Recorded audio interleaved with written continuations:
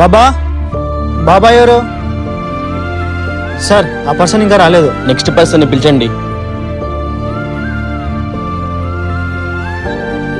Sir సరే, రేపటి నుంచి జాబ్లో జాయిన్ అయిపోయింది. Okay sir, thank you. Excuse me sir.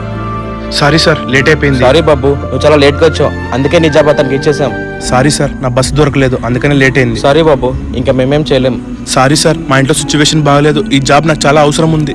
By the way అడగడం మర్చిపోయాను, నా శాలరీ ఎంత సార్? 10,000. ఏంది, అంతేనా? నా వాచ్ కాస్ట్ 20,000. సారీ సార్, నేను ఈ జాబ్ చేయలేను.